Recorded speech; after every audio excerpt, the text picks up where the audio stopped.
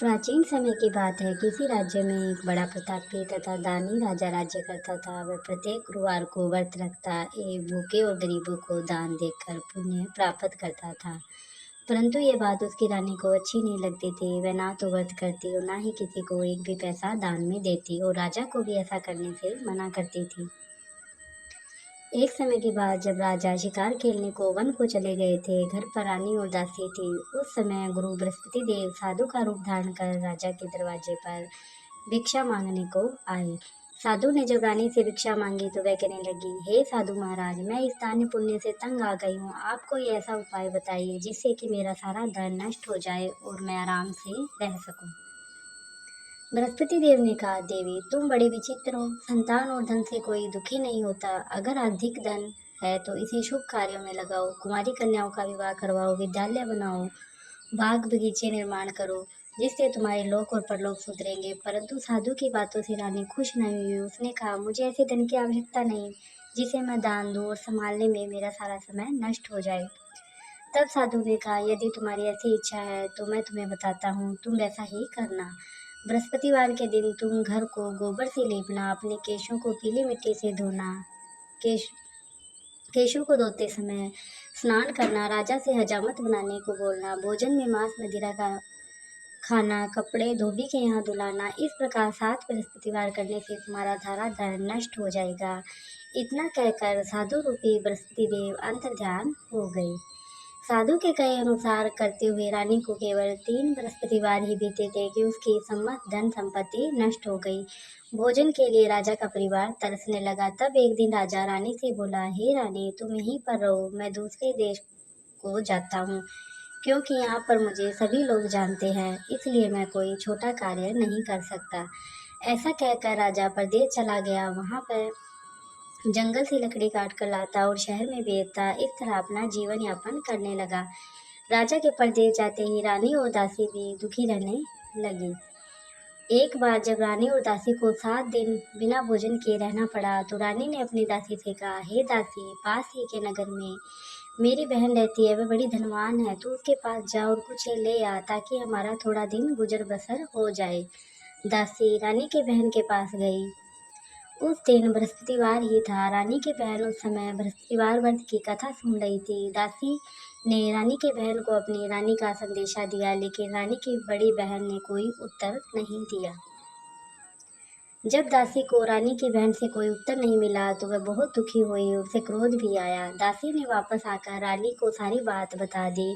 सुनकर रानी ने अपने भाग्य को कोसा और रानी की बहन ने सोचा कि मेरी बहन की दासी आई थी, परंतु मैं उससे नहीं बोली, इससे वह बड़ी दुखी हुई होगी।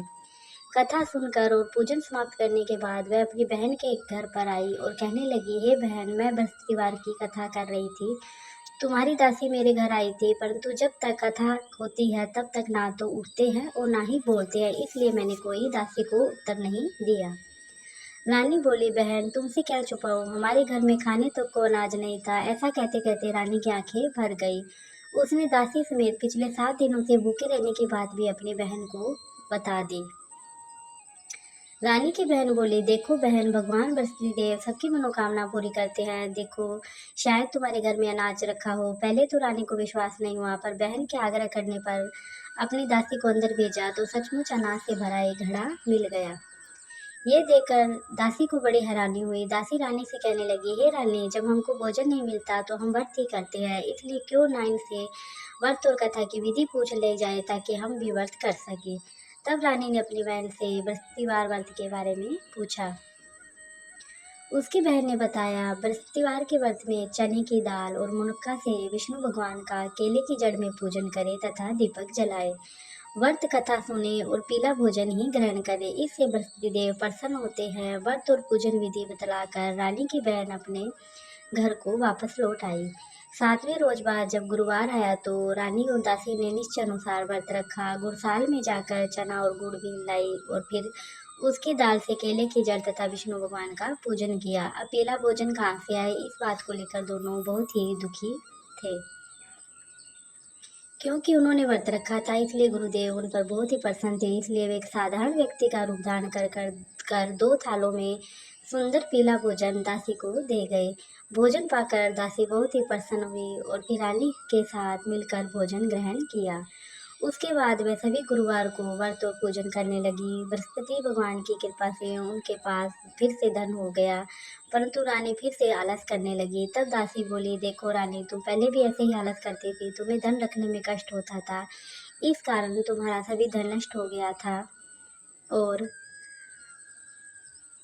भगवान गुरुदेव की कृपा से धन मिला है, तो तुम फिर से आलस्य मत करो। बड़ी मुसीबतों के बाद हमने यह धन पाया है, इसलिए हमें दान पुण्य करना चाहिए, भूखे मनुष्यों को भोजन कराना चाहिए और धन को शुभ कार्यों में खर्च करना चाहिए, जिससे तुम्हारे कुल का यश बढ़ेगा, स्वर्ग की प्राप्ति होगी, पितृ प्रसन्न होंगे।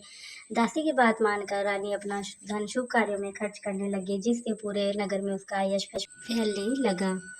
इस तरह भगवान विष्णु की कृपा से उनके घर में फिर से अन्न धन के भंडार भर गए।